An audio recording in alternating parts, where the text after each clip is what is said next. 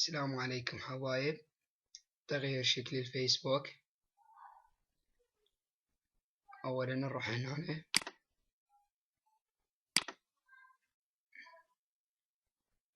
هاي أول واحدة،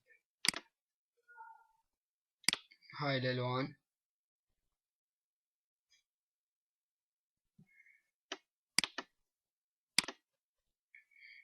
هذا أول لون، هذا الثاني، هذا الثالث، هذا الرابع. استمر هو هكذا. هاي ألوانكم. بس أول ما تدخل للفيسبوك تلقى علامة هنا بصف هاي النجمة ملونة، هاي باعها، هاي تغير شكل الفيسبوك.